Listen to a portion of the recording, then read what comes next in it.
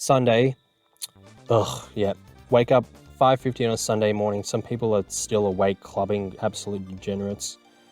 So that image, you can see it's so dark that there's no light coming through yet.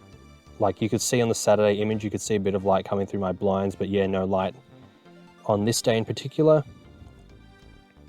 So here's just a little physique check. So a lot of my like shirtless images that I've put on this channel so far were throwbacks. And the reason was because I was actually super diced back then. And there's a little bit of body dysmorphia because I know I don't look as ripped because it's just not realistic given, I mean, if you've seen any of the other larger videos I've made, you know that there's a lot more to my life than gym. And if you know anything about the whole gym realm in general, you know it's really unrealistic to stay that lean for any extended period of time. So this is probably the first like recent rig pic I've actually put, you know, with my shirt off, not just flexing in a singlet or whatever on this channel. So, you know, momentous occasion. So the lighting is from the torch because I shower with the lights off because obviously it's dark, but I get up as soon as my alarm goes off. Like I'm not one of those people that lies in bed for another 5 or 10 minutes. Like I literally like get up, switch the alarm off and then just get straight on with the day. So that's why the lighting is like from my torch and not like the actual lighting in the bathroom. So it's decent, but it's not the best. But yeah, far cry from my prime. I'll put up an image on the next slide of basically at one point where I was super shredded and you can see the difference in the abs. But one, I'm bulking at the moment, so you need to spend time in a calorie surplus and putting on a bit more fat and actually growing muscle. And two, being shredded is not really my focus at the moment, so it's hard to build finances. So working 7 days a week, like I've gotten used to it now, but it still obviously requires a lot of like maintenance in terms of like your effort. Like I can't gym for 3 hours every night because I just get too fatigued and I wouldn't be able to work properly. Focus on career progression, so that pretty much ties into what I just said. If I'm going to be super tired from gym, how am I going to do well at my office job and study my CPA? And probably not. Learn more about investments, so I'm still kind of new. I mean, I'm kind of intermediate with investment knowledge already. Like I know a lot of the intricate details of the economy and stuff, but I'm still sort of learning. So that's where some of my focus is. So I'm not watching gym stuff all day at work, and whereas like I'm not watching gym stuff all day at work. I'm watching finance stuff. If I was watching gym stuff all day at work, maybe I'd pick up on a few extra possible tidbits, even though I've spent so long in the fitness industry. I'm pretty sure I know all the important stuff anyway, but maybe it'd get me more pumped for the workouts. Like I don't know, but my mental space isn't with gym all the time. It's pretty much just on the way to gym and at the gym. That's the only time I really am thinking about gym. Like I'll eat my foods just on automatic, pretty much. Like you saw in that image on Friday night of me watching those videos, that one knees over toes guy video, that was the first like gym video I'd watched that wasn't like, you know, during my warm-ups at the gym or like I was listening to on the way to gym, like in ages. Normally it's just strictly finance stuff. So like gym doesn't really take up as much of my like headspace as it once did. Like back in the day, it was just like I couldn't wait for the next day after my workout. I just finished like a push session on a Monday at 1 p.m. I was heading to uni. I was like, I can't wait for my pool day tomorrow at like 11 a.m. You know what I mean? So it's sort of on the back burner, even though it's still a priority. I hope that makes sense. So yeah, if I'm expected to do all that other stuff while maintaining the cheese graters, which is my super shredded physique, please, that's just not going to happen. Let's be realistic here. So here it is. As you can see, you could almost grate cheese on them. You probably could. But yeah, as you can see, slapped on a bit more fat. Now, believe it or not, I actually have more muscle now than I did, even though like the pecs look pretty, like they almost look bigger in the other picture and the arm looks bigger, but I actually have more muscle now. So it's just because the leaner you are, the bigger your muscles look.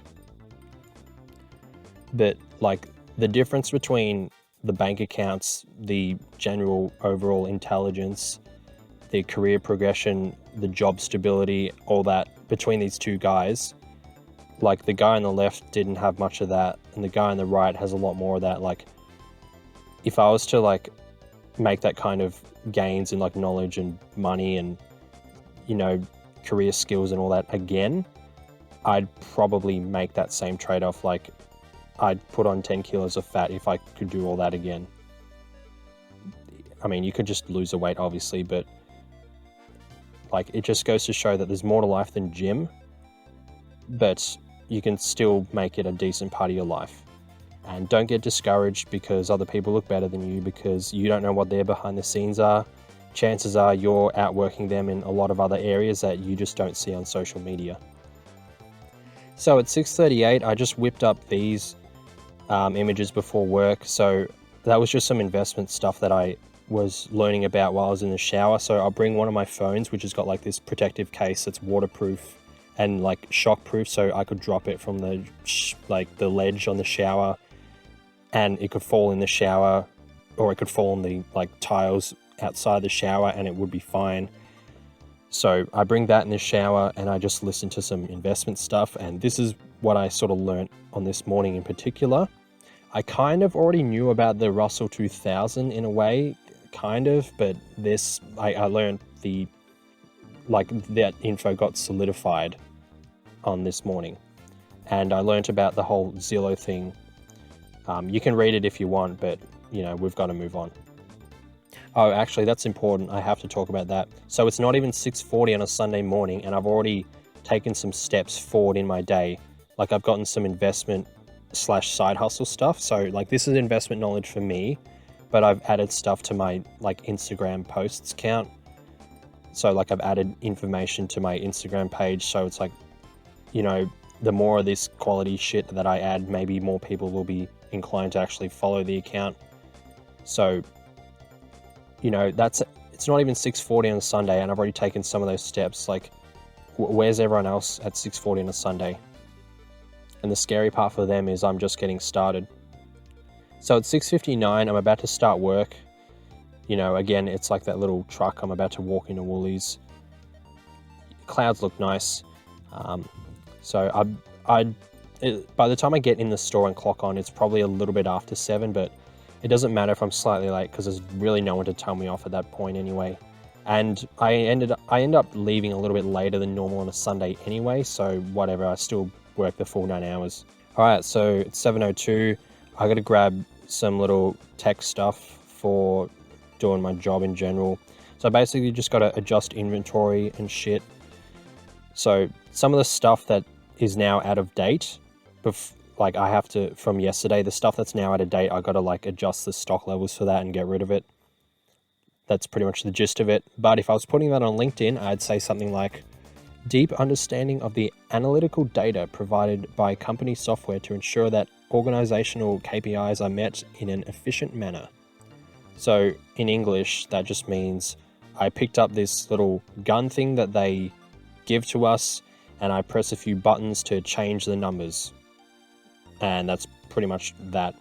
So that image at 7:24, that's me actually in the process of dumping that stock, because we can't sell stuff that's out of date. It's common sense, really. But again, if I was on LinkedIn, I'd say something like adjusting company data to ensure management has the correct information to generate reports with, thereby causing a quadrupling in company productivity. So if I don't dump that stock, they run reports like, where's this stock gone? Is it like stolen or something? I kind of just made up that quadrupling company productivity. Like, it might take them 4 minutes to figure out that was actually dumped or not, whereas it takes them like 1 minute to read this report. Like, I don't know, you get the point. I'm being a pompous windbag. So at 8:30, I jumped in the deli section because chickens are coming off, because that's just like an important thing that's got to happen. So I've stopped what I'm doing outside of the deli, jump in, help them take off chickens, because there's only one person in there at this time, and if they have to serve customers, they're the priority. But we also can't really let chickens just sit there, so we got to get them off. So that's what I'm doing. But again, if I was on LinkedIn, I'd say something like assisting co-workers in other departments to ensure a streamlined workday for all peers, showcasing the ability to manage several company tasks within a short time frame and ability to prioritize according to what the situation demands. So that's just some LinkedIn talk for you. So at 10:08, I'm in the deli again. I've split this chicken load thing, so it's a bunch of chicken that comes in and we got to put it in the deli. It's as simple as that. Normally I just leave it in there for them to do, but they were busy, so I did it anyway. 10:30, going on a break again, just my standard meals. I don't get bored of the food. I haven't actually mentioned that. Do you get bored of eating the same stuff every day? No, I do not. Because I actually like the stuff that I eat. I can see how people do. If you want to switch it up for stuff that's got the same macronutrient profile and like similar micronutrient profile. So a lot of red meat has the same sort of calories and the same like zinc, B vitamins, iron, that sort of stuff. Sweet potato to potato, like sweet potato's got more vitamin A, but they're both like a carb source that's about 20 grams per 100. And they're also a good source of potassium too. The whole slow digesting carbs thing, that hasn't really impacted me much, but I guess if that impacts you, then switch it up.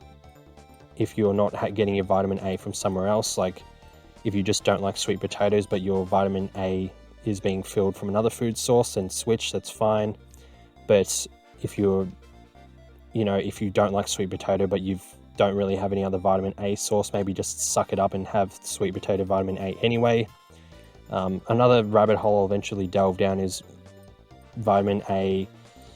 There's like different forms of it, and the animal source of vitamin A is a lot more absorbed than the plant source or vegetable source, which is the sweet potato, but sweet potato is so much it doesn't really matter anyway. Another thing with white potatoes is if you have too much, like I believe white potatoes have resistant starches, which can cause sort of like bloating and gas, and it's just harder to eat, whereas sweet potato doesn't really have that to my knowledge. But look, again, if you're gonna get bored of foods, and if you're really serious about the gain train, then just switch it up for stuff that's got a similar like nutrient profiling and calorie and protein profiling at least. I have to be diligent on the vitamins and minerals because I have to stay like healthy and full of energy to sustain my 7-day work weeks. If you're not grinding as hard, you can probably get away with skipping some vitamins and minerals, even though I wouldn't recommend it, but you can. Like I did it for years at uni. Like maybe I was accidentally hitting them, but I didn't know any of the vitamins and minerals at uni. I just hit like my macronutrients and stuff and calorie deficit when you're trying to get shredded and all that. But yeah, I digress. So Sunday at 10:58, I'm splitting more chicken. Apparently we had a second one. That was kind of odd. Like I just did one before, but whatever. 11:28, pee break again, hydrated. So yeah, bathroom flex. I'm doing my triceps this time. As you can see, my medial head isn't looking too bad, which is odd since most of my tricep movements in the past were specifically targeted towards the long head. So I don't know what I was doing wrong there. Maybe, yeah, I don't know. Or maybe this current arm workout's really starting to pay off already because a lot of it is sort of medial head focus. Like there's a lot of like push downs in it, but I don't know. The point is medial head is looking all right, but long head needs a bit of work. So Sunday at 1 o'clock, I'm having lunch. Mince again, as the same as yesterday, and sweet potato again. Yeah, again, same foods. Takes the guesswork out of it, and I know I'll hit all the nutrient requirements that I'm after. Now, in this one, I'm watching a Hersey financial video, and now he's watching War and the Impact on Stocks, because at the time of these images, the tensions between Russia and Ukraine were building, but there was no official war yet. So the stock market was spooked, but he was talking about like historical war events and their impact on the markets. Like I think it'll be elaborated on in other slides, but it's like they use like Pearl Harbor. Stock market took like 34 days to get back to normal or something. 9/11 took like 41 days to get back to normal or something like that. And they had like other international scuffles like the Vietnam War, I believe, and there's like an Iraq War too. But basically he was just, obviously it's just the humanitarian point is just dreadful, but his perspective in this video was strictly just its impact on like finances. So yeah, that was an interesting, informative video. And turns out a few videos I watched after that basically repeated what he said, so it was good to sort of solidify the knowledge in my head. So that bottom video that you're seeing, it's like the recommended next one. So that's a Sparrow the Dragon 3 speedrun world record video.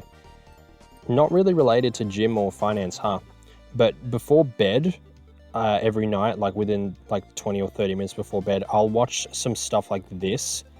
It completely takes my mind off the whole like world of investing. I'm pretty sure I elaborate on it in another slide, but basically if I watch finance stuff before bed, I'll wake up in the middle of the night because my brain's like, crap, you could be studying right now while you're wasting your time sleeping.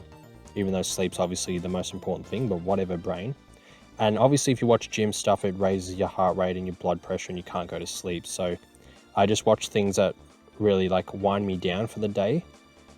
And in my particular instance, it's just like nostalgic video games. So yeah, that's what this is. So this is that same video from Hersey Financial. So this graph, yeah, you can zoom in if you want. It's not too relevant now, but I mean, well, it is relevant, but it's like if you're trying to keep up with the stock prices and the war and stuff, you're better off just keeping up to date with the current news, not sort of just having a guess off this financial data. But yeah, basically it's just talking about how the stock markets bounce back to normal. So he was basically saying if Russia invades Ukraine, which I don't think they will, like they did now, but at the time I didn't think they would either, based on the information I had, and neither did he, and neither did a lot of other people. But yeah, he was saying like, don't just panic sell all your stocks because it'll get back to normal if the unfortunate outcome occurs, which unfortunately it did. So now here's a video from Zip Trader, clickbait title. He always has them. They're a bit annoying, but he has pretty good info, so they're forgivable. And it was about the same thing, war on stocks, and it's the same graph as Hersey Financial, but it's good because, like I said before, it solidifies your knowledge and it really sort of drills it into your head. But yeah, the main takeaway for me personally was don't sell anything, which I wasn't going to do anyway because I'm going to hold for ages. But just a little update, like a little pit stop, little checkpoint on this Sunday. It's like 1-ish o'clock at the time of this image you're seeing on screen. On this Sunday, I had knowledge on Zillow and the housing market in the States. So because Zillow was some company, their gist was they were going to buy a bunch of houses and then sell them at a higher price, but they completely forgot that they're buying houses, not stocks, and there's a lot more costs involved. I don't know, they're being idiots. But I was like, oh, well, you know, it would make sense that, oh, well, if they bought all these houses and they're selling them for a loss because they're trying to just get rid of them, there'll be a bunch of houses for everyone else to buy on the market. But then turns out they were selling it to like the big dogs. So yeah, that doesn't really help the housing crisis for the average American. Knowledge on the Russell 2000 as an indicator of the trajectory of the market. So that was, you know, some juicy info. And knowledge of the impact on wartime events on the financial markets, which I didn't actually know about until this day. So this is 1 o'clock, and that's the side hustle investment stuff I've done, not to mention the fact that I've actually been working most of that day. And what have most people done? They've spent today with a hangover. Like, I'm literally working and still learning at the same time, like just so much more productive than the normies. So at 2:03, it's almost time to get back to work. So I'm in that same air-conditioned room you would have seen in the Saturday image. I didn't nap again because it was too hot, but again, I went outside and got more vitamin D. I didn't take a pic because you get the idea, and I feel you don't need proof for that. Like I went outside, like, do you want me to film it or something? Like, you get the point. So Sunday, 2:24, I'm doing that markdown thing again. And 3:17, yeah, I had to mark down all this stuff, and yeah, that's a lot of stuff. But that's a sad reality of an organization that sells perishable goods. So at 3:53, I'm in a refrigerated room. Very nice, because it was warm on this day. So it's almost home time. Now, there was some stuff to do in this fridge in particular, but there was also stuff to do elsewhere. But I picked this fridge because it was away from customers, and it was cold, and also it just needed doing. if I jumped in and started serving some people, for some reason everyone always rocks up at 4 o'clock on a Sunday, so I'd get stuck serving. Like, I can't just walk out, and like, how dare you eat into my gym time? So yeah, I was just sort of like, I was doing my job still, but I was essentially killing time before I had to go home. Oh, would you look at that, 4:03, I actually escaped on time, so that's pretty good. So that image is seeing a fresh new look. There's literally a Woolies they're building right next to mine. So mine is really old, so it's, it's about time we got a new one. But I can't help but think of that SpongeBob meme. If you've seen the first SpongeBob movie, like, here's a meme on screen. Every time I see it, it just makes me think of this, makes me laugh. Okay, 4:32, I'm at the gym. So time to do lower body. So I've got to do my foam rolling on my leg muscles, bit of myofascial release. I'll go over it in a video eventually. Another little tidbit of my gym warm-up routine for legs. And I'll do the McGill Big 3, which is also very good for your spine health and just warming up your core for leg day, because obviously I always start with squats or deadlifts, which will utilize your core, so I need to brace properly, so doing that helps. Alright, so this lower day, I have 3 sets of high bar squats, I've got 3 sets of hip thrusts, 2 sets of leg press, 2 sets of landmine press supersetted with the plank, and 3 sets of donkey calf raises. I'll also maybe do abs after this if I can be bothered, but usually I can't. Because, I was up at 7 a.m. to do a 9-hour shift, so I don't exactly have the most energy. So I'll start off with the bar, obviously, when I'm squatting. This is after my McGill Big 3 and my just general foam rolling and getting my global body temperature up, doing all the fascial release and whatnot. I'll warm up without the knee sleeves or the belts, just because I don't feel it's absolutely necessary. And I mean, it's kind of not, it's just the bar. But right after the bar, I'll start warming up with 60 kilos. So the amount of reps I do in terms of like for each of my warm-up sets, it kind of just depends on how much I feel I need. Sometimes I don't try and do too much because obviously I am pretty exhausted when it comes to this sort of workout. Now, I'm not as tired for the other workouts because usually I wake up at about like 6:28 on a Monday, as you saw, and then it's about 6:45 normally for the rest of the week, and then it's like 6:50 on a Saturday. But this wake up's at 5:50 for this Sunday, which is the earliest wake up by like an hour. The Monday wake up is kind of early too, but I don't gym Monday nights, so I don't really get too impacted by the earlier wake up, since all I have is just the full day of work, and then obviously I'll have study or side hustle after, but I find I can really push through that if I haven't had as much sleep when compared to like a gym session. Like, you really feel it if you haven't had as much sleep during a gym session, especially when you're doing squats. So I just warm up as much as I feel I need to without it exhausting me too much. So when you do a barbell back squat, there's heaps of cues you need to keep in mind when it comes to your form. But one of them is you want to kind of have your chest and hips rising together. And as you'll see in my top set and towards like the later reps of my back off sets, this doesn't really happen. My hips shoot up first. Now, I know this isn't like perfect technique, but it basically can happen for 2 reasons. One is quad weakness, which I don't really believe that that's a thing since I'm not squatting too much weight.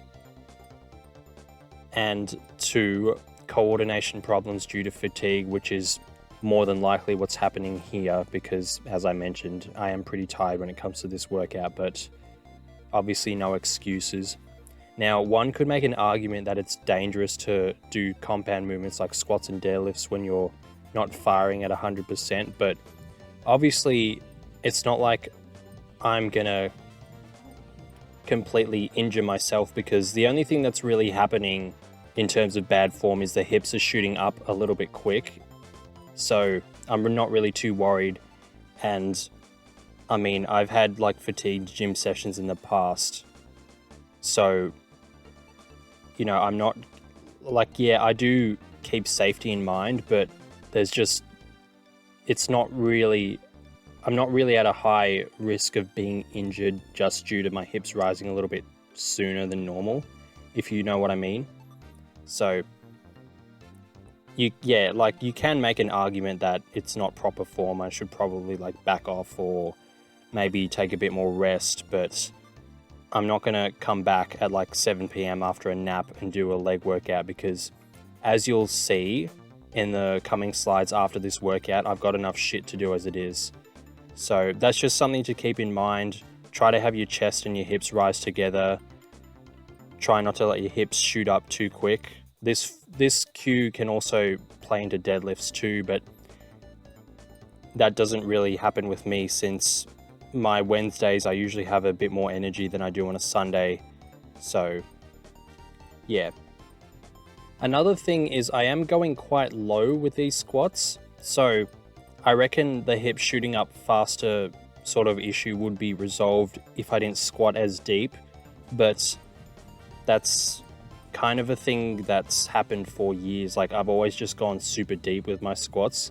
I used to go pretty much ass to grass or hamstrings to calves, but what happens is if you go too low, it can cause this thing called butt wink. Now, there's some debates on whether it's like bad for you or not, but from what I've seen from an anatomical perspective, it's probably best if you avoid that. So that's why I stopped going super deep. Like, I used to go deeper than this, but I don't anymore. But yeah, I could also alleviate the problem of my hips shooting up sooner than my chest if I didn't go so deep. And also, I've never really filmed myself squatting before, so I didn't really realize that I was doing this too much. I knew I did it towards like the end of a set, obviously, because you're tired and like really fatigued and you're just grinding out the last couple of reps, but I didn't realize it was sort of a problem in the earlier reps in the set too. So hey, you live and learn. So then after squats, I'll do 3 sets of hip thrusts, which you've already seen me do before. So the only movement I'll do for both of the leg days is hip thrusts, the same way that the only movement I'll do for both of the upper days is the flat bench press and the flat pause bench press. So I use a little bit less weight for this workout as opposed to the hip thrusts in my Wednesday leg workout. Now, one of the reasons is I find that for some reason I can hip thrust more after I've done sets of deadlifts as opposed to squats. That might be because I guess the hip hinge movement is a little bit more similar. So like deadlifts are more of a hip hinge movement, and so are the barbell hip thrusts, whereas a high bar squat is more of a leg press sort of movement. That could be one theory. Another theory is that I'm just more tired. So like I did 140 kilos for 8 or 9 or 10 this workout, which is the same amount of reps I'll get on my top sets of hip thrusts on my other day, but I'll be using like 20-25 kilos more. The original intention was to do more reps by lowering the weight on this particular workout, sort of like a daily undulating periodization type of workout. Like my Wednesday, I do like heavier hip thrusts in a sort of lower rep range, even though like 8 is still kind of high. And then obviously I'd try and do more for this workout, but for some reason the top set always ends up around the same reps anyway. So, you know, it could be a number of factors. Could be that hip hinge theory I've got. It could also just be I'm tired. Could also just be because I don't actually like put more weight on. Like maybe I could still hip thrust the same amount if I put more weight on, but like I don't know. I will like lower the weight though, like a reverse pyramid sort of set like you saw with the squats. So I do end up getting like a set of like 12 or 15 reps with like 120 kilos or like 100 kilos or something like that So I don't really go that low on my other leg workouts. So there is that. I do actually use lower weight and higher reps, but that doesn't really seem to happen with the top set. The top set tends to be the same amount of reps as my top set on my Wednesday leg workout, even though the weight is lighter. But at least I'm still getting in some work. So after that, I'll do leg press. Now, as I'm recording this bit of audio, I can't actually find the video of me doing leg press. So I'll put it here if I can find it. But if not, it's just me doing leg press. It's nothing really too special about that. I don't have much weight on the leg press machine because I've only just started incorporating this back into my workout. Now, I haven't done this for years because if you put leg press into your workout routine, you have to rely on the machine actually being free. And at my gym, they only have one leg press. Like some of the bigger gyms, I've got 10 of them. So you'll probably get one, providing you don't do legs on the same day as everyone else. But because I always do this particular leg workout on a Sunday night, obviously everyone is like hungover or just not at gym. So it's usually like dead in the gym. So I can always pretty much guarantee I'll have the leg press. And I mean, I could obviously do more weight, but one, I am a little bit tired at this point of the workout, or the whole workout really, but two, I'm just getting the technique back. Like, I'm not going to be an idiot and load the thing up, you know what I mean? Like, safety first. And don't ego lift. No one really gives a shit how much you can leg press anyway. So after that, I'll do landmine presses, which is more of a anterior deltoid movement. There's a few other stabilizer muscles involved too, but it also works your serratus, which I've mentioned about before. So as you'll see, the angle that I'm pressing is like a 45-degree angle, which is pretty much the best sort of angle you can work your serratus in. So I'll do this on this leg workout because if I added more leg stuff in, I'd get pretty tired, and I find that my legs are pretty sore after just those 8 sets of legs anyway. So I feel I've already hit like a minimum effective volume for just these 8 sets of legs, so that's enough for me. I'll add volume as I sort of get used to the workout, but this workout is kind of new. I used to do like front squats and like goblet squats instead of these leg press movements, but it was just taking up a lot of time to set it up, and the stimulus to fatigue ratio just wasn't there, especially with the front squats. Like, you'd get pretty wiped out after doing them, but you'd only really get like 5 or 6 total reps, whereas a leg press, like the time it takes me to set up the front squat rack and warm up for it and actually get done with a set and like cool down before my next set, I could have done like 5 sets of leg press. So like, you know, the whole stimulus to fatigue ratio just wasn't there anymore with the front squats. It just basically just wasn't worth my time. But anyway, back to the landmine pressing thing. So the reason I don't do this after like an upper or an arm sesh is because I do enough volume on those days as it is. Like, the gym sessions are already long enough.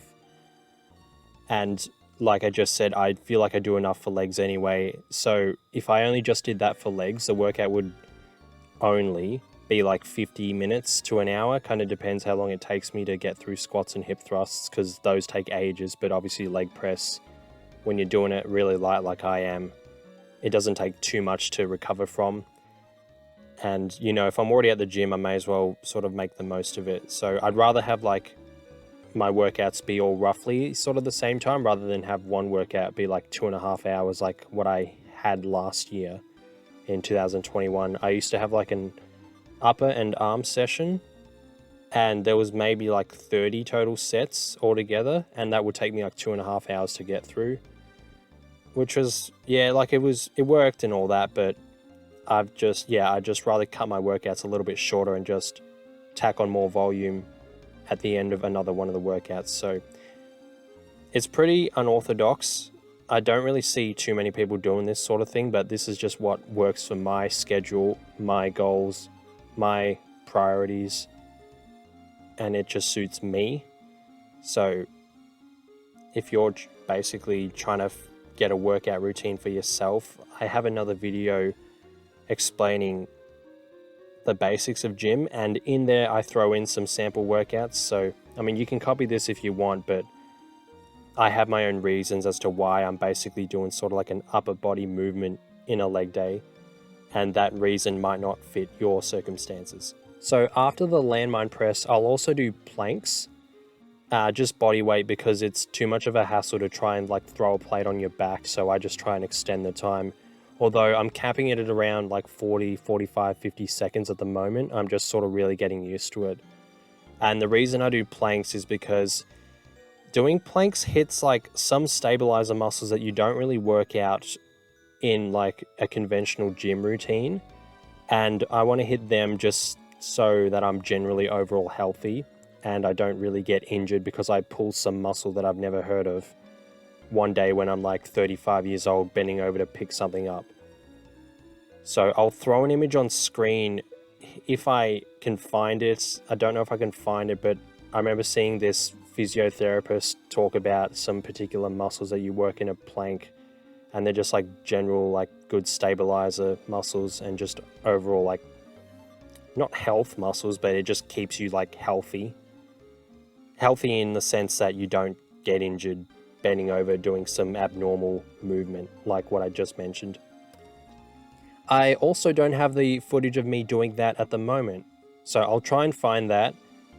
And obviously you would have just watched it if I did find it, but if you've just seen the image of like the workout routine for this particular workout as opposed to the actual video of me planking, it's because I couldn't actually find it. But it's just me planking pretty much. The further out your elbows go in front of your body, the harder the plank is, because obviously you're like increasing the distance between like the support for your core. So obviously you've got your feet on one side, and then if you move your elbows further out, there's more like stress being placed on your core. It's a very crappy explanation, but like I hope you get what I mean. It's like if you see like a bridge, for example, they've got like the little stable bits of support like halfway through the bridge. Like the bridge isn't just connected from one side to the other. There's like the little stable bits of support along the way. It's the same sort of thing. Like you're increasing the distance between the stable bits of support, which puts more pressure on the areas with no stable bits of support like your core. So that probably maybe even confuse you even more, but I'm just going to move on. I mean, again, like anything I say, you can always just Google it. Just Google, I guess, how to make planks harder, or why, or how far should your elbows be in front of you in a plank or something, and you'll find the exact reason. I can't think of it off my head. Again, as I already mentioned before, I used to be a PT, so I used to know all the little intricate details of all this stuff. But I've been out of the game for a while, so like I have a very foggy memory of a lot of these little tidbits, as you can probably guess. So anyway, after planks, I'll do donkey calf raises. Now, these sort of target your soleus a little bit more, as opposed to your gastrocnemius. So your calf muscles have got like, they're made up of like two muscles. Your gastrocnemius is like the bigger one, and then your soleus is a little bit like below that. I don't really give a shit how big my calves are, to be honest, but the reason I do these is because calf raises are probably the best exercise for ankle mobility. And as I alluded to before, I don't want to get an injury when I'm 35 because I moved in some weird way that I haven't trained at gym. So if I do some ankle mobility work, chances are I'm probably not going to injure my ankle or roll it in some weird way, because this is really the only sort of ankle mobility stuff that I do. I'm sure that some of my other leg movements like Bulgarian split squats do help with this a little bit too, but this is just some like extra comfort for my ankle mobility. So you'll note that I'm pausing at the bottom instead of just going straight back up. Now what this does is it eliminates the stretch reflex you've got in your legs. And that way you're just using your calf muscles, as opposed to sort of just letting your tendons sort of just bounce the weight back up. So that's why I'm pausing at the bottom. So that was the last gym workout for the week. So 6:17, I'm done. It was about an hour and 3/4 of a session. That's usually roughly the sort of time frame that I spend on this leg workout. It's anywhere between an hour and 35 to an hour and 50.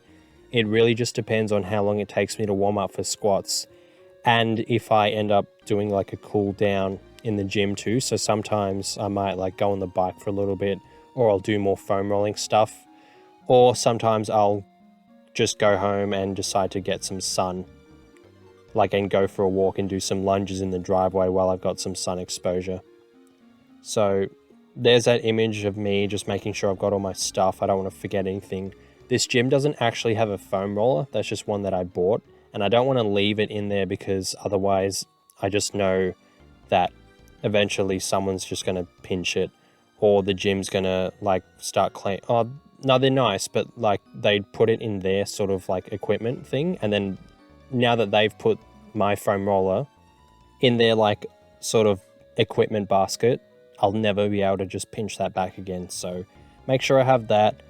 I've got like my powerlift shoes and just my normal running shoes there, my gym bag as usual. You can see the knee sleeves there as well, and the protein shake too. Got to remember to bring that because that's just sitting in the fridge this whole time, because obviously it's got milk in it, so I'm not going to let it just expire in my car, especially on this hot day. You can see 30 degrees. So most people are at the beach hungover right now. Your boy worked 9 hours, did some investment things, did some side hustle things, and I had gym, and it's not even 7 p.m. yet. So there's plenty more time left in the day for some more progress. So 6:47, I have my shower and shave. So I shave twice a week, just my neck and my body. I do get laser hair removal I do get laser hair removal done in these areas, but I need some more sessions for it to be a little bit more permanent and longer lasting. So I still need to sort of just shave in the meantime. And then I've got my little pet Burb for some company. Now in 7:14, this is me just sort of in my room, obviously after the shower. I'm just like in the middle of like cleaning my ears and whatnot. And I'm just sort of getting some shit ready, like my phone and my laptop and my hard drive and all that stuff that I will just have in front of me while I'm waiting for my meals to cook or waiting for dinner or something of the like. Now peep that it's still 30 degrees throughout all of this. I could still go to the beach after all of this, but I can't. There's still some work to do.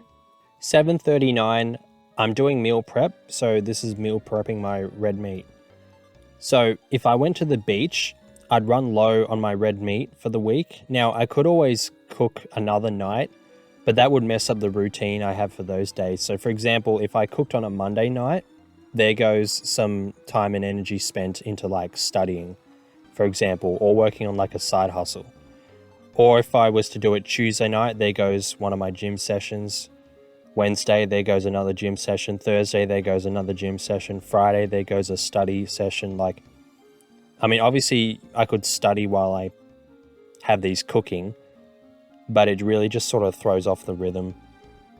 But anyway, I just do it on a Sunday night. I used to do it on a Saturday night, but ever since I started working a little bit earlier on Sundays, it's just easier and more convenient for me to cook on a Sunday night. So at 7:48, here I am eating spinach and eggs while the kangaroo's cooking. Now, in that first image at 7:48, I found this absolute gold mine of a video when it comes to investment knowledge. So this economist, Steve Hanke, he did an interview with Daniela Cambone. I think that's how you pronounce her name. She is like an interviewer for this channel called Stansberry Research. I had a little slide for them in my Investing for Beginners video, but I actually like mentioned them in the script, which is just, I can't believe I missed that because this channel is just fantastic. But the problem is it has more of the like interviews with the quote boring people. But the beneficial part is that these people don't like have their own YouTube channels.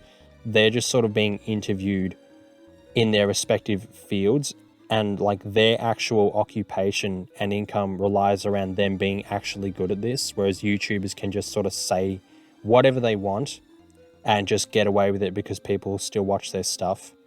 So yeah, definitely a great channel. Go check it out. So anyway, they were talking about the Fed, the Federal Reserve, money supply and inflation. So I've still got this video actually sitting in my watch later list more than a month later after actually first watching this, because I still need to take notes on it. And if I file it into another playlist, I'm going to completely forget about it. So if I leave it in my watch later, it'll still sort of come up. Now, I haven't done notes on it because I've had to obviously really cram my study because that exam is really just creeping up on me fast. And there's a lot of notes in here. And obviously I don't just listen to someone and just write it down as if I'm like taking notes, like a transcript or something. Like I go in and I do my own sort of independent research and reading on what they've said. But basically the general gist of it from memory is that it comes down to money supply as opposed to interest rates, like the M2 money supply. And that's sort of the main thing that's impacting inflation. And interest rates do play a part, but the primary factor is M2 money supply, amongst other things. But again, I've got to take my notes. So yeah, as that little writing says, I'll make notes after my exam is done. I then peep that little image below it. That image is from the Rixer, which I mentioned before. It's like the video game thing. And that video is The Man Who Broke Sparrow in Half. And it's a video on this speedrunner called Tuvol, and what he did was he basically found all these glitches in the game, and it changed the way that people sort of speedran Spyro, which is a video game from my childhood. Can't remember if I mentioned that before, because at the time of this segment of recording, it's the 21st of March, 2022. I think the last recording session was the 18th or something. But yeah, it's a great video, and I was kind of watching it before bed a lot, which is why it's like next up on my recommended, even though it's got absolutely nothing to do with the video I'm actually watching at that moment in time. But yeah, like it really just detaches me from everything, and it helps me sleep. So anyway, the second image, 7:59, I'm eating eggs and the kangaroo's still cooking at this point. And now this video was related to like the housing market in Australia. Now I do watch these videos, but the housing market just doesn't move as quickly as like the stock market. And even if I did know everything and kept up to date with it, obviously there's not much I can do because you can't really just go and buy a house on a whim, you know what I mean? At least most people can't. So yeah, this video was just sort of touching on the interest rate sort of decision that the RBA was probably going to make soon. But yeah, the general gist of this video is that even if they do raise interest rates, the housing market isn't going to completely tank. Capital cities like Sydney and Melbourne are losing their momentum, but prices will probably still rise for a couple more years, which is kind of something I was already expecting anyway, but it was good to see like a sort of, what's this guy's occupation? I think he's like a buyer's agent or something. So someone actually in the industry sort of echoing the same sentiment that I got from my own personal reading and my knowledge of like macroeconomic factors and whatnot. So that was good to sort of just solidify my opinion. Now here's just an image of my stupid bird just eating some snacks. He was just on the bench, just eating. It's just, yeah, I don't know, it's just funny.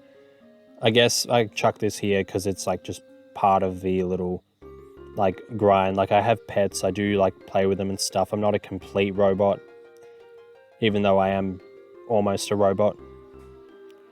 Now at 8:50, I'm packing up the kangaroo after dinner.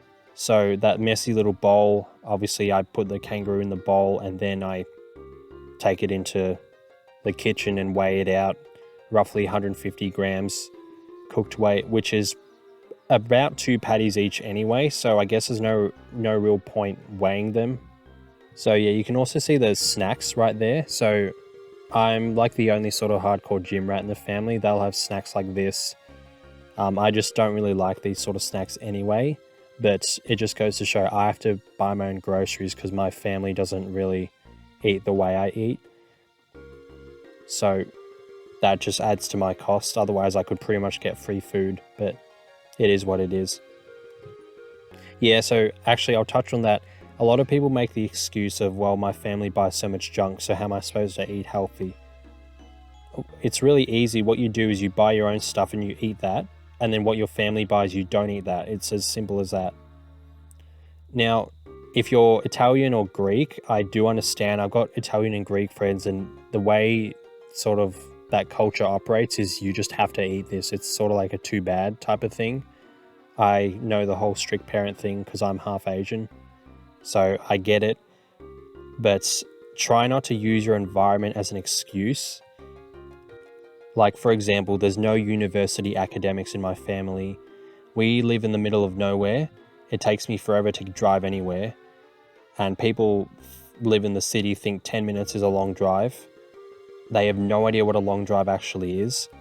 So, like, I still rocked up to uni, for the most part, when I was at university, still studying, even though I could have just done stuff online, even though I live, like, by the time you take into account parking and walking to uni, it's like a 40-minute trip. Whereas some people live like 10 minutes from the university, and even they can't be bothered. So again, it's just sort of like potential excuses. Just sort of think them through and think, are they actually excuses? Most of the time you'll find they're not. So 9:07, I was like sending out my night snap streaks because I actually do have friends, or at the very least I have acquaintances / people I know / people I just happen to have a snap streak with. So I was just sending that, and I was like, oh yeah, I guess that arm kind of looks big there, so I just chucked it here because I guess it's another whole gym lighting thing. Like, obviously I look kind of like, you can tell there's some muscle there, but I don't look like an absolute monster like I do in some of the other pics. Like, I think one of the Woolies images, I looked like one of the little pictures I took in the Woolies toilets, I looked enormous. I do not look like that all the time. Even though I had no pump there, that was just lighting and an angle, really, and t-shirts too. So, like, the t-shirts, you just roll the sleeves up and you look huge. So one of those things where just because someone looks like that in some picture doesn't mean they look like that all the time. So don't get discouraged when you see that sort of stuff on Instagram. So at 9:38, all my meal prep's done and all that, and I'm sort of starting to wind down for the week because obviously it's Sunday night and the week's almost over. Now, at this point in time, I was taking notes for my investing sources of info video. At the time of recording, that was released a month ago. At the time that this video is put out, it's probably like 3 months ago. But yeah, I was doing the notes for that on the I can't remember whatever date this Sunday was, the 11th or something. I cannot remember. All right, I just had to look back, so it was the 13th. But yeah, the 13th of Feb, I was taking notes for this video, and I was sussing out this health and fitness sponsor from a finance YouTuber. Bruh, that's literally like a beauty therapist or something giving away a recommendation for a tax service like HR Block, which is like some public accounting like business here in Australia. I don't know if they have it anywhere else, but their sort of like marketing is like tax returns. So basically their whole shtick is to just get everyone to come to them for tax returns. But like, stay in your lane. Like, this is not your niche. Like, you don't know anything about this industry, so don't take sponsorships from it. Like, it's just greedy. So I did, yeah, obviously suss the product, and it was kind of all right. Like, they had a lot of the vitamins and minerals that most people don't actually get in their diet, but it's essentially just an insurance policy for your micronutrient intake. Just have a well-rounded diet in general and you'll be fine. I've mentioned it in some other videos before, but like my diet, the diet that I currently sort of follow overall hits every single vitamin and mineral except for fluoride, but fluoride's in toothpaste, so I believe it's all right. And as far as I'm aware, fluoride is sort of just like something for your teeth anyway. It's not something you should like ingest in your body. Like, I could be wrong. Eventually I'll like obviously do a little bit of digging into that, but based on like what my dentist was saying, like she was asking me the other day, she's like, do you brush your teeth with toothpaste? And I was like, yes. And she's like, does it have fluoride in it? Or she's like, what's the brand? I was like, oh, Colgate. She's like, okay, that's good. We just need to make sure that whatever toothpaste you're using has fluoride in it. And then she mentioned something about like teeth and all that. And then I did, like, when I made sort of my main sort of diet in 2020, I have a little Excel doc with all the like intakes that you should be hitting and the quantity of the foods that I'm having and how they correspond with the recommended intake for your vitamins and minerals, like based on your body weight and all that. And yeah, the only thing that was negative was fluoride. In fact, fluoride was 0, but yeah, I'm pretty sure I'm fine just by actually brushing my teeth. So the point of all that was to say, if you're after just overall health and stuff, you can just get it with your diet. Just suss all the vitamins and minerals. Eventually I'll make a video on my diet and like all the intricate details of it, but basically every vitamin and mineral you can get through actual foods, so don't rely on a supplement for them. But the way this finance YouTuber was talking about it, he was acting like this was just gonna like solve all your health problems. It's just shut up, bro.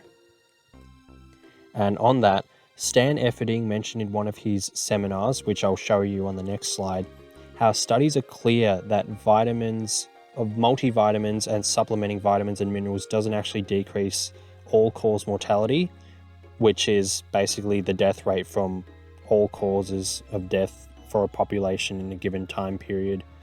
So, you know, basically one group took multivitamins, one group didn't. They found out there was no sort of changes in how long or how likely they were to survive over a sustained period of time. So this slide here, it's a little snippet I took from a PowerPoint that I have, and this PowerPoint basically took notes on this seminar that Stan Efferding did on his vertical diet. It's basically sort of just like a written form for it that makes sense to me. So this slide in particular was the one touching on Stan Efferding talking about multivitamins. You can read it if you want, but the general gist is Harvard researchers have shown that it doesn't actually do much, but they take one anyway. It's just sort of like a to be sure thing. Like, they'll get all their vitamins and minerals from their diet, but they'll still take a multivitamin just in case. So at 10:20 on a Sunday, I'm doing that script for Investing for Beginners, which is the one I was still working on in the other image. And I'm about to wrap up work for the week and get ready to do it all again next week. So at 10:25 here I am sort of just sussing the channel a little bit more. I'm just checking the current like subs and like views on the videos and any comments I haven't responded to and all that. Yeah, it's nice to just see where you're at. It's like watching your portfolio grow. So that's always a nice way to sort of wrap up your week, just see how far you've come. Like this time last year, I didn't even have a channel, I'm pretty sure. So the fact that I've got any subs at all is just like surreal to me. So 10:26, like literally a minute later, I've got my CBD gummies there on standby, ready to eat. Basically, as soon as I put one of these in my mouth and start chewing it, it's about 15 or 20 minutes before I started getting really drowsy. And yeah, obviously got no issues falling asleep there. And it also helps that obviously I've had a big day too. Like I always have big days, but coupled with like the big days, coupled with the CBD gummies, coupled with the sort of just detaching yourself from the world with like this sort of like video game watching shit, it really just helps me like sleep. Staying asleep, I still have some issues with, as I mentioned in earlier in the video, like the Wednesday night / Thursday morning, had trouble staying asleep, but getting to sleep's never really a problem for me.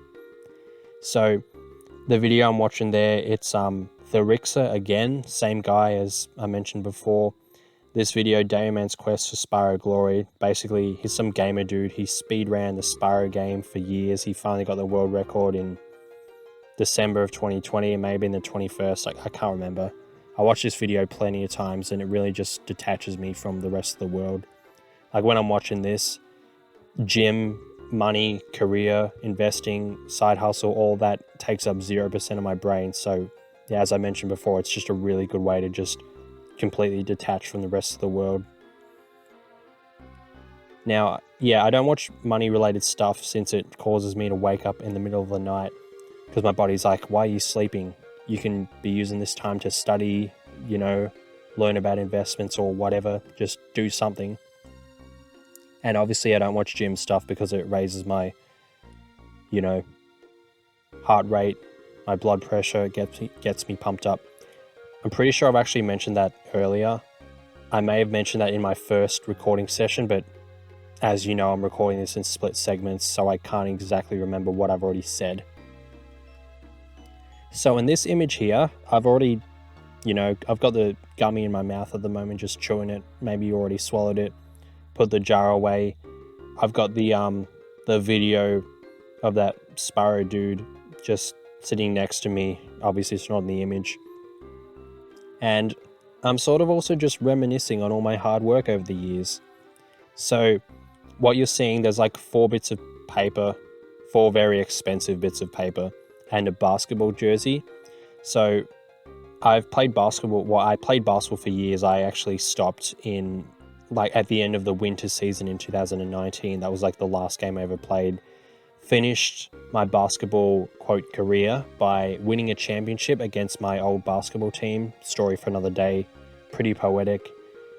But yeah, I'm a 3-time basketball champion. That's why I've got the jersey there.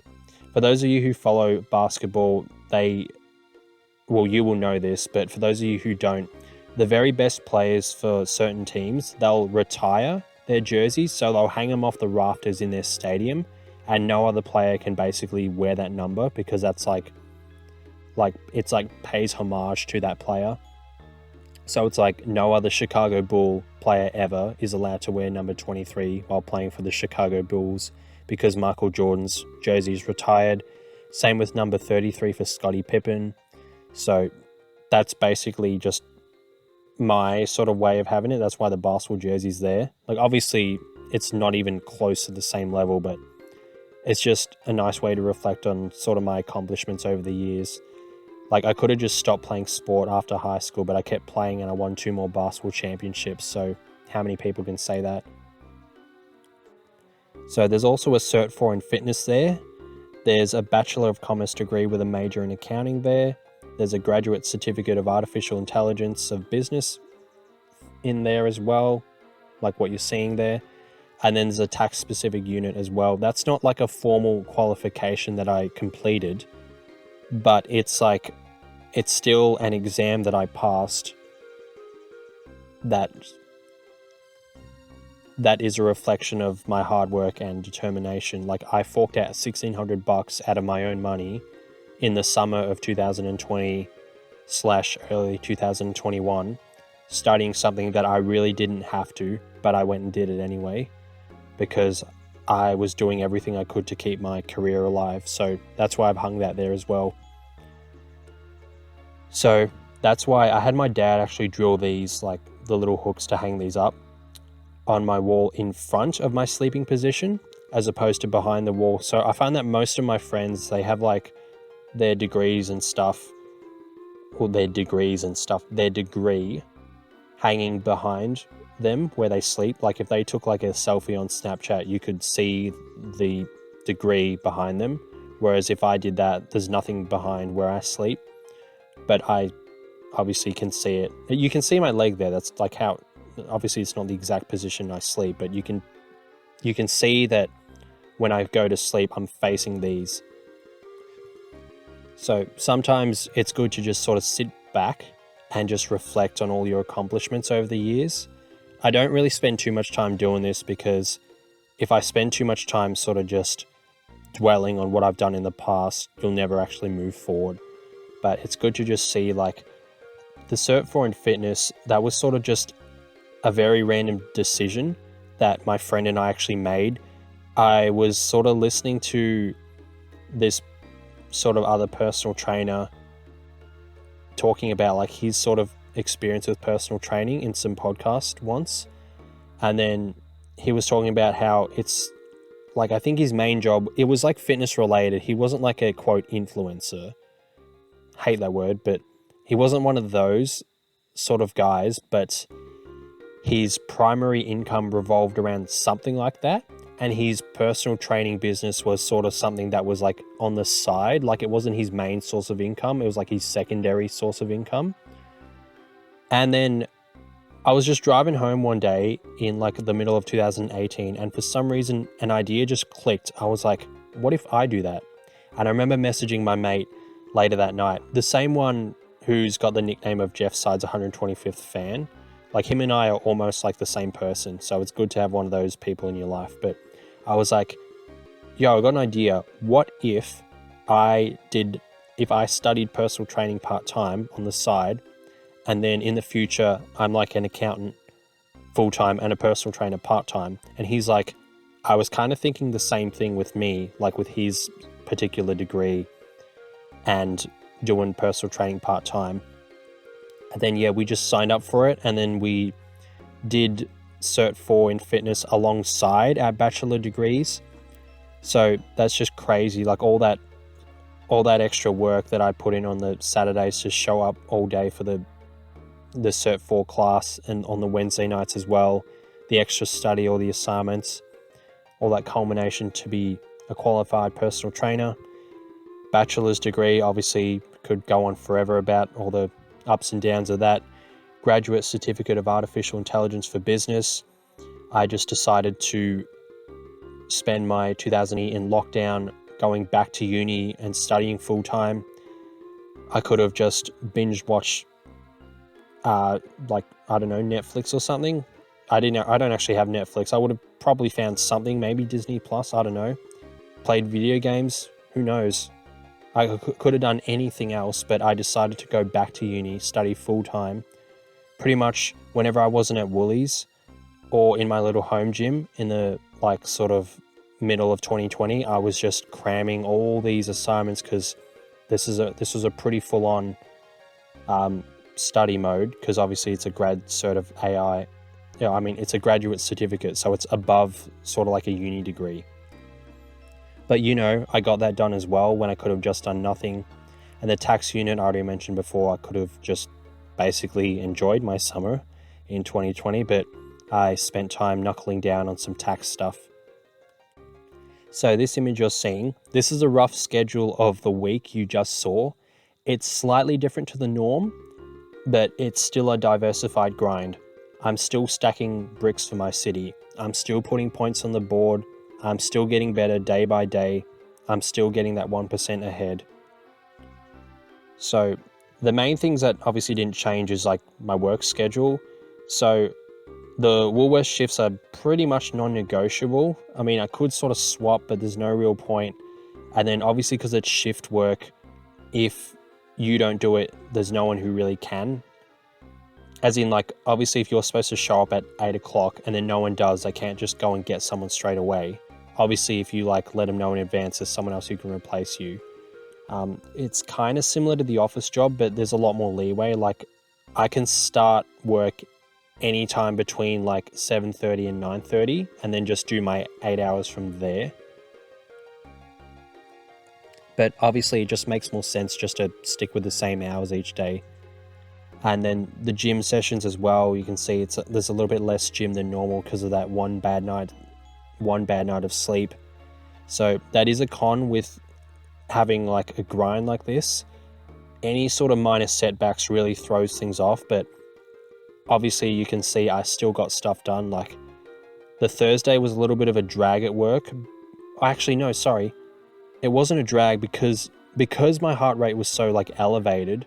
I was actually like more awake than I was the day before, which is kind of weird, probably unhealthy, but that's fine because I know I won't do anything like that again. Like I won't do too much volume coming off like rest weeks and stuff, for legs especially.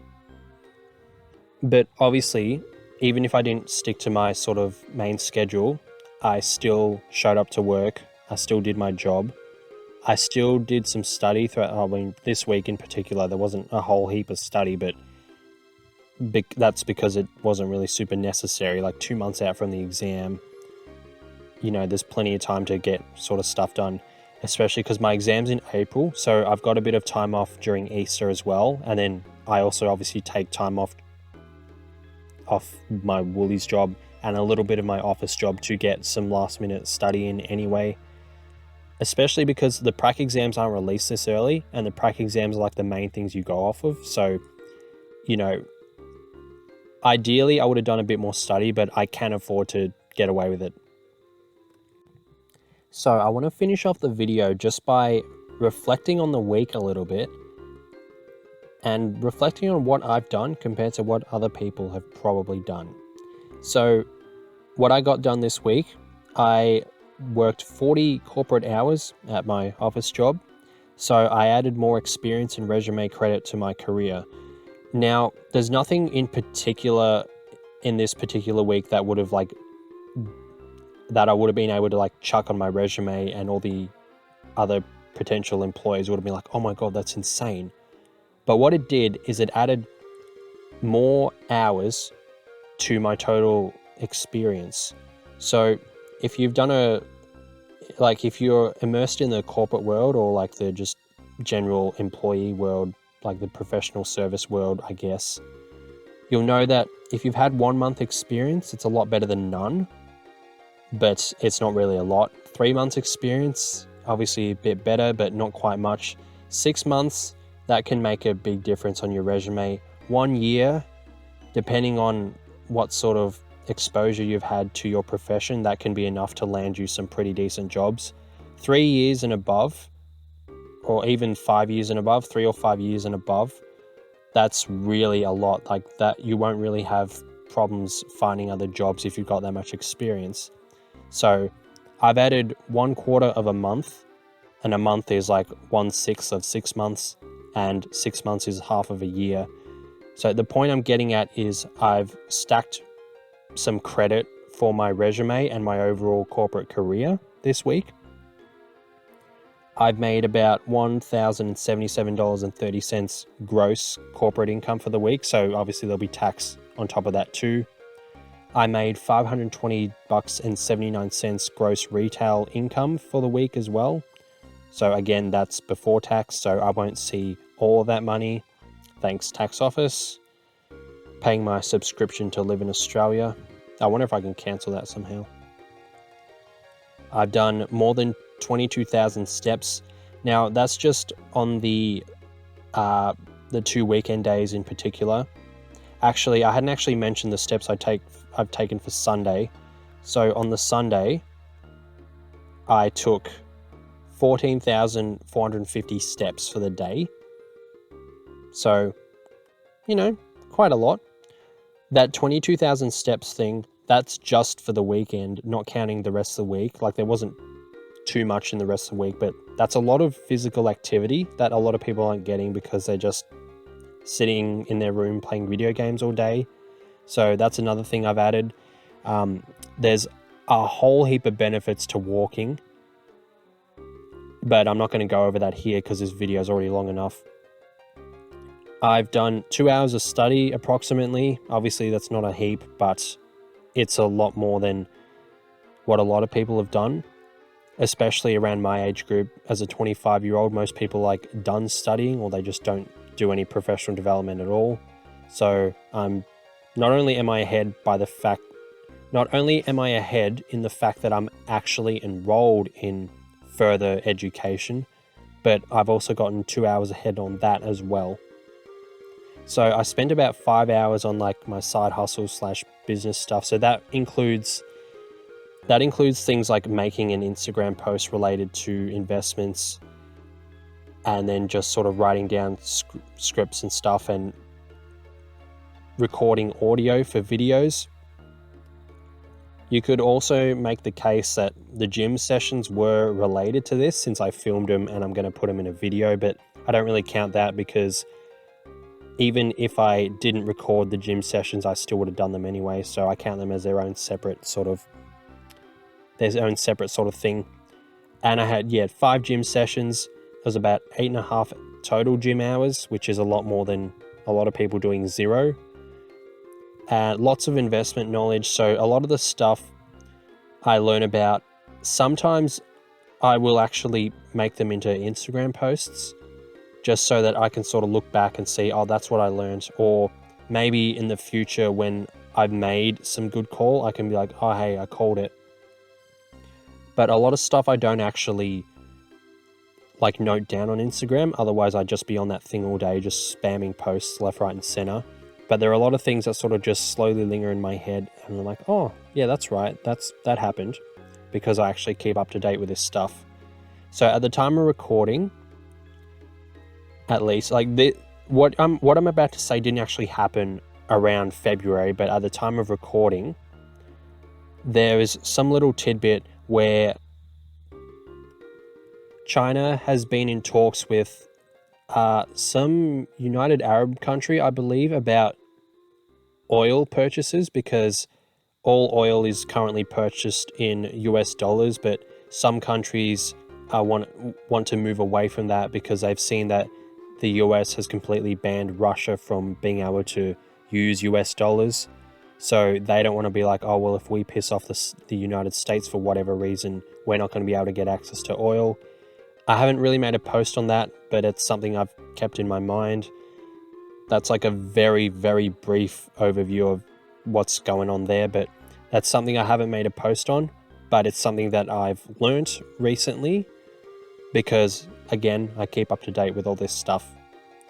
And then I've also made content for a YouTube video, which, I mean, a lot of people can do that, but it wasn't inconvenient, like filming the gym sessions or anything, but it's a lot of people don't really film their gym sessions. So that's basically all I got done in this week. So quite a lot. And on the other side, what have most other people done this week around my age, especially? Like, obviously, if you're like 18 or 19, if you work 40 hours, that's just insane. Like, like when I was that age, there was barely anyone doing that. And if they were considered like the top sort of dogs. The problem is a lot of them got complacent and they didn't really do much else. So now they're still sort of just working. Whereas obviously I'm like stacking my grind from other areas, but most people my age, they maybe work a full-time job. So they've worked 40 hours. Maybe they made about 50K. So the median income for data for Australia, at least, they pull 24 to 35-year-olds together. So the median income for that age group is 68K. But obviously, if you're like between the ages of 30 and 35, you've probably had several years of experience in a respective professional field under your belt. So that's why the median income is a lot higher than like normal. Like my job's paying around 56K at the moment as a 25-year-old. But I am kind of new in my career, but obviously that's just going to accelerate once I get my CPA done and once I've had a few years experience under my belt, which I've mentioned before. But like what I've found is a lot of them are earning around 50-ish K, whereas like 50K per annum, not per week, that'd be insane. But I don't know, whatever that works out to be, a bit under $1,000. So I'm earning like 50% more just by working that little bit extra. Now, like, it's important to note that I'm earning that much more. I'm not actually receiving all that because I mentioned in another video, I'm not paying as much tax as I should due to the whole tax bracket thing and the tax-free threshold thing we have here in Australia. Go watch a video I have called Working 7 Days a Week, Pros and Cons. I think that's what it's called. I'll link it if I have enough like videos left to link. But if not, you can search it. And basically, I talk about the tax implications of working a second job and why I owe more tax. But the point is, I've earned more than most people. Yeah, they probably have no second job. So yeah, less money overall, which is why they're on like 50K a year as opposed to Like I'm on roughly like 83, 82K, kind of depends on how many extra shifts I do at Woolies, potentially more. And that's not including super either. So if you tack on super, that's an extra 10% on what I'm earning. It just goes into basically an investment fund, like a trust, which is your superannuation fund that I can't touch, but it's still technically mine. But, you know, point is, I'm earning more than they are. They're probably not very active. Yeah, a lot of people my age, they don't really gym, or at least if they do, they're not really super into it, and they'll sort of just exercise as opposed to train, which is two different things. They probably don't study, as I alluded to before. They haven't like pursued post-tertiary education.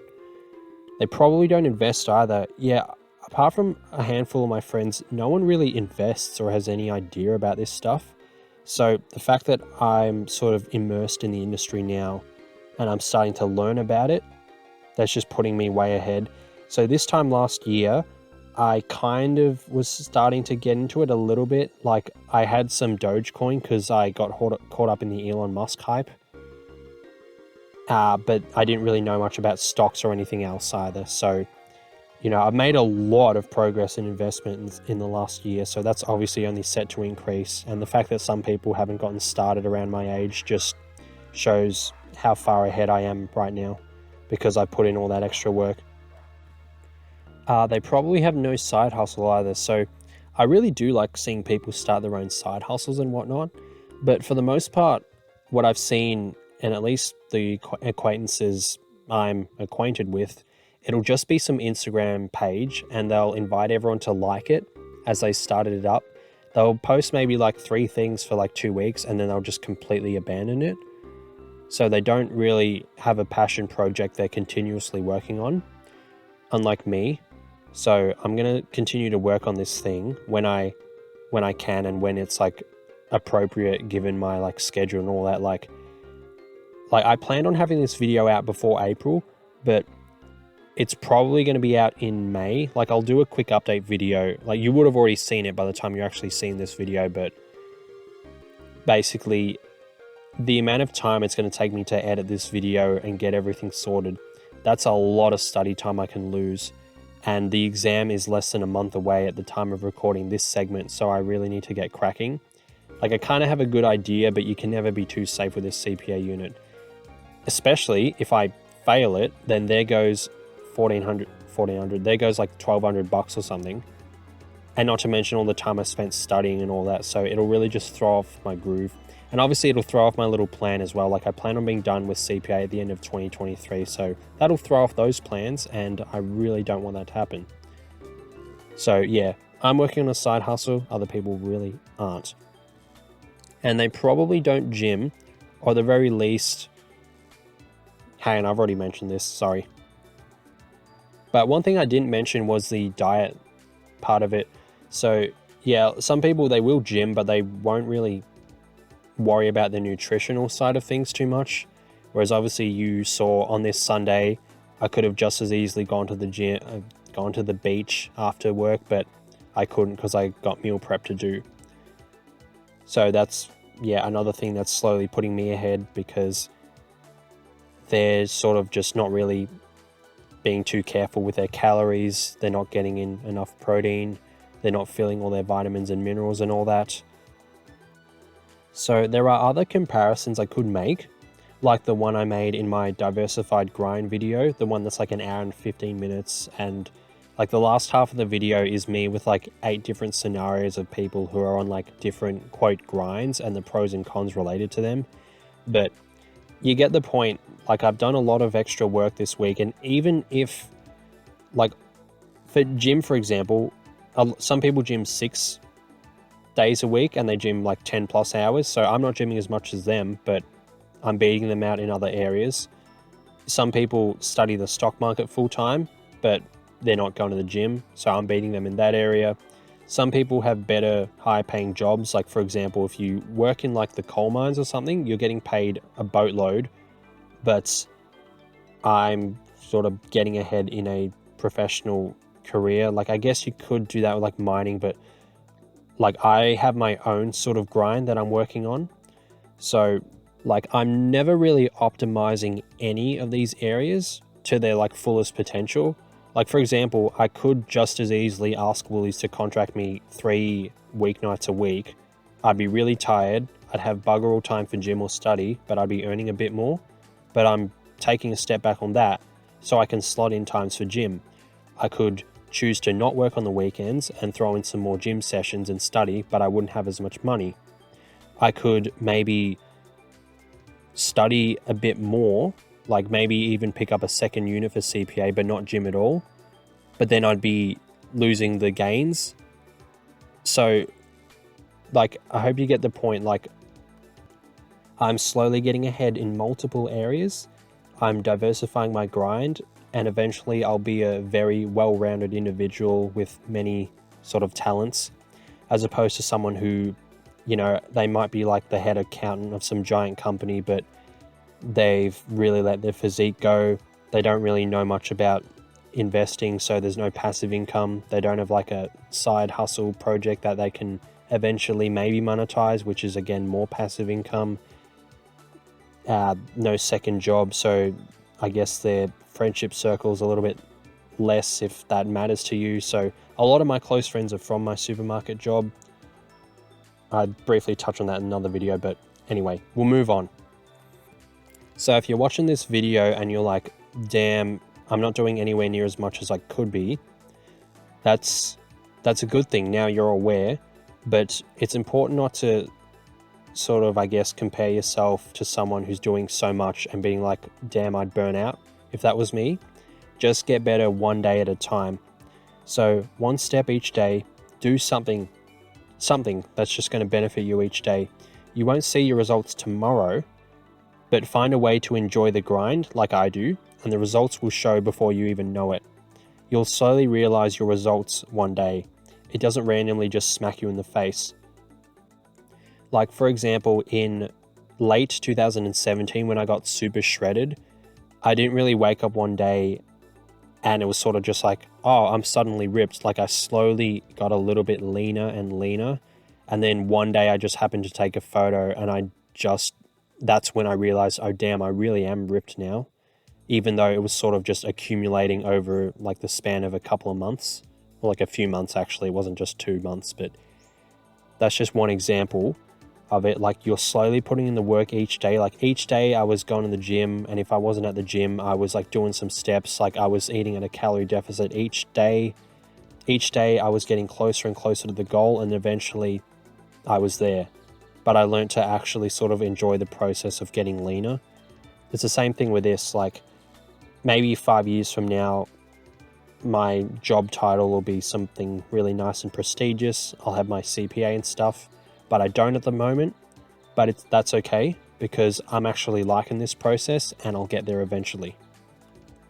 It takes brick by brick, building by building to build a city, but nothing can progress until that brick has been laid. You've got to just keep laying those bricks as you go, and eventually you'll have your building, you'll have another building, and you'll have your city. Now check out this image. 1% worse. So a lot of people know the 1% better thing, but I found this really good one that shows people who get 1% worse. So if you party too much, your diet sucks, your money sucks because you got to spend money on pre-drinks probably, or definitely. You got to spend money on an Uber. I hope you're not driving to the clubs if you've been drinking, so spend money on Uber, taxi, whatever. It sets you back at least half a day. Because obviously you're out late, so your sleep is compromised and chances are you're going to get up pretty late. Unless you've drunken too much. If you drink a certain amount, you actually wake up early and energized, and I think the reason behind that is your body's trying to make sure you're alive or something. I don't know, you'll have to Google that for yourself. I don't really I know alcohol is bad for you, and I don't know the intricate details of it because I don't actually drink it myself, but that's a little tidbit. You might want to research that. It's just interesting. So yeah, or if that's not you, then people spend their Sunday really hungover. They'll order Uber Eats. Where I live, we don't actually get Uber Eats, but most people who live in like the main population centers, they've got access to that. That's like what, 20-30 bucks on a meal. You're doing really nothing productive all day because you're just sick, you feel like crap. So that's most people's Sundays. Now look at mine. I got 1% better in numerous aspects. So I learnt some more stuff about investing. There was that whole war graph thing. There was a whole Zillow housing thing, the whole Russell 2000 as like a sort of leading indicator for the trajectory of the S&P 500. You know, I got 1% better with my investment knowledge. I got a bit better with my side hustle because I film content and I had that Instagram post. That's one extra post on my Instagram page. Obviously, I made money because I worked. Obviously, I worked 9 hours, so there's a lot of steps. And then obviously I had gym too. I meal prepped because, well, yeah, I cooked, obviously. Another 1% better with investment. So yeah, I got even better with investments because of what I just mentioned before. And that whole Steve Hanke thing, that was an absolute gold mine that I found. So that's another thing with the investment things. Like, not every video I'll watch will be useful, but if you keep watching stuff like that, eventually you'll find absolute gold mines like that. So just keep going with that investment knowledge. You'll eventually stack a bunch of gold mines and you'll have your own gold reserve of knowledge. 1% better with side hustle. Again, yeah, because I was, before bed, I was doing that little script for that other video, which is out now. So I've got an hour-long video on investing on my YouTube channel, which people who are hungover didn't make progress on. Like, you get the point. Like, I really utilized my Sunday. I didn't piss it away. So in the game of life, which is why this channel is called Gamification of Life, 1 + 1 = 5. So if you improve your income and your physique, you don't just get 2 times better, you become 5 times better. Now, these years are critical. I know most of you guys are probably younger than I am, and the fact that you're actually giving a shit about this at your age is nothing short of fantastic. Because when I was your age, all I cared about was gym. Like, I was going to uni, but I was really coasting, and I just could have been so much further ahead right now, but I've got to make up for lost time. But anyway, these years are critical. They make or break your future, and I mean that. I know a fair few people have made some pretty bad mistakes, and now that's sort of gonna like linger with them for the rest of their life. So just look at this graph. That's only over the span of 1 year. Imagine 5 years. Let that set in. Join me or admire me. So slightly arrogant, but I believe I've earned my right.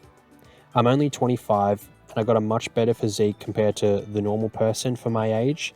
Obviously right now I'm carrying a bit more fat, but even then I'm still leaner than most people and I have a lot more muscle. I also earn a lot more than the average person my age. Like, so obviously with my 2 jobs, my income is about 82, 83K, whereas the median, even for like a 35-year-old, based on the stats in Australia, is 67K. Now, obviously it's because I work 2 jobs, but the fact that I'm able to work 2 jobs puts me above that median income. Like, I could just as easily carry this supermarket job working the weekends until I'm 35 if I wanted to, because they have no reason to drop me from the contract, and I'm pretty resilient in terms of my grind. So like, I could honestly keep this up for ages.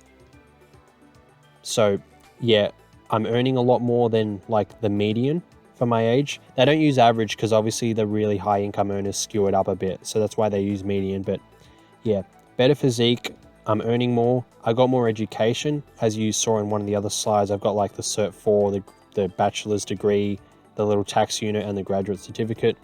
I'm financially literate because I keep up to date with investments and all that stuff.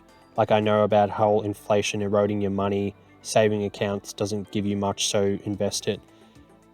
My skill set towards the labor market is valuable. So obviously accounting is a needed skill, and the job notifications I get from Seek reflect that, because there's always quite a few of them. And then even putting that aside, my 9+ years working in retail that can transfer to obviously almost any other retail job there is, as well as warehouse jobs. So my skill set is like there's always a demand for my current skill sets in this job market. I have a passion project / side hustle I enjoy working on. So yeah, I really like making these videos. The only problem is obviously it eats into study time, so I've got to sort of sod it off. But like, it's fun making these videos, and obviously eventually it can be monetized. Now, I don't plan on actually selling you guys anything like workout routines or any of that stuff. Like, I put them out for free, and if you want like if you want something in particular you want me to cover, just let me know in the comments. But the way I plan on actually making money is just by chucking one ad at the start of a video if I ever actually get monetized. I don't plan on chucking like 3 in a 10-minute video like you see some guys, like just one, just some extra sort of income on the side. Like, I earn enough from my 2 jobs as it is, so I don't plan on getting greedy, but it'll just be something fun, and getting a bit of extra passive income to help pay for some groceries would be nice. But even if that doesn't happen, it's just still some fun. And it's also a good way to engage with like-minded individuals as well. So I've also got that, whereas a lot of people don't. And I'm much further ahead than most people in all of these areas. So yeah, as I mentioned before, I'm never optimizing any of these areas, but even then, I'm still further ahead than most people in all of them. And that's only just going to get better and better as the years go on. So some people can't even beat me in one of these areas, let alone all of them. So yeah, there are people out there who are earning less than I am. They've got less education. They're not as in shape. They're probably not in shape in general. They don't really know anything about investments. Like, they probably couldn't even tell me what the current interest rate in the US is. They don't have like a side hustle or anything like that. Like, in a way, I'm spreading myself thin. Like, I don't think so, but you could make that argument. But even then, I'm still beating a lot of people in every one of these areas. Now, I'm not there yet, but I'm clearly on the right path, and it's just a matter of time. Another thing to think about is if you're like, oh, all this like work, why do I need to do it? You know, it's so hard. Well, unfortunately, you're here now. You're here in this game of life, which is why this channel is called Gamification of Life. I'm treating this thing as a game. I'm gamifying it. I'm making a gamification of it, however you want to say it. So life is hard. Being broke is hard. It's a struggle living paycheck to paycheck. But being rich is also hard. It's hard managing your money, acquiring the skills to be rich, building the business and financial literacy like I am. Like, it is a bit of a grind. Like, I enjoy it, but it is hard keeping up to date with investments, learning stuff, studying, working 7 days a week. Not to mention they're like 8-9 hour shifts. It's not like a couple hours each day. It's like full on literal days. Like 7 days, not 7 shifts a week, 7 days a week. That's hard. But I think it'd be harder if I had to really worry about my finances. So I'll choose this hard 10 out of 10 times. Being out of shape is also hard. The stress on your health overall and your joints too are suboptimal. Any old guy you've heard about who's obese, who's got knee problems, if you've heard what they had to say about what the doctor had to say, the number one thing they'll say is to lose weight to alleviate pressure on your knees. So that's pretty hard. Also, the whole lower self-esteem thing. So notice how there's a lot of body positivity stuff on the internet telling you that obese is healthy or it's beautiful, but there's none of that with people who are ripped. It's because we know it. We don't need to try and convince you of it. So that's pretty hard. But on the other hand, being in good shape is also hard. Keeping on top of your diet, consistently training. Like, you just saw my week. I had 5 gym sessions. I could have just gone straight home after work. Meal prep with that kangaroo, I could have just gone to the beach. Like, when I cook my eggs for dinner and my spinach every night, I could just duck down to like the local fish and chip shop or Macca's each night for dinner. You know, it's hard cooking, but I'd rather that be my type of hard than have the hard where your joints and your health is suboptimal, your self-esteem. Yeah, that's hard. So yeah, no, I'll take my hard, thanks. So join me, or you can get left behind. It's your choice. There's a saying that was going around this whole Ziz community a while ago. It was get shredded or die Myron. So what Myron is admiring, like, oh wow, they look good. And get shredded is obviously go to the gym and get ripped yourself. So if you don't go to the gym and get ripped yourself, by the time you get to your grave, your whole life, you would have been one of those people like, oh wow, they look good.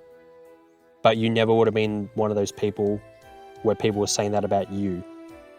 I, for one, want to be in that position where people are looking up at me and saying, damn, I'm Myron.